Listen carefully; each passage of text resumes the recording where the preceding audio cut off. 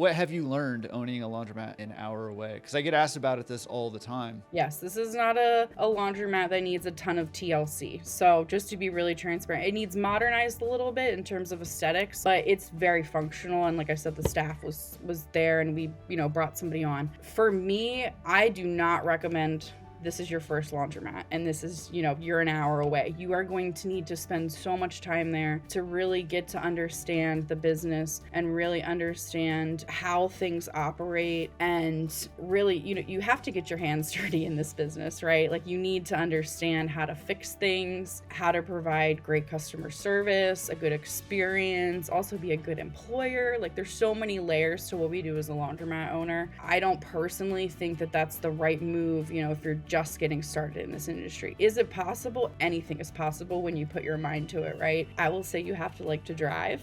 So if you're great at that, good. We actually we purchased a van in 2020 for our laundry service. We just bought it for the laundry service, not really thinking about the laundromat. And it's actually been a blessing for us because now we don't have to use like our personal vehicles to go places. And it also doubles as a place to put, all of your tools, all of your supplies that you may or may not need because you're an hour away. And if you forget something, you're going to Home Depot down the street. You're not driving back home an hour and then back down. Definitely in terms of just being, operationally excellent, being as organized as possible, communicating with your employees has been really important. I will say that we definitely have made sure we have a presence in the store. So despite being an hour away, we're down there twice a week. So we're making sure that we're there, we're talking to customers, we're answering the phone when they call and there's a problem. We're responding to them when they have a complaint or a concern or something like that. So we're still very involved, we're involved as much as possible. And I will say hiring our assistant manager was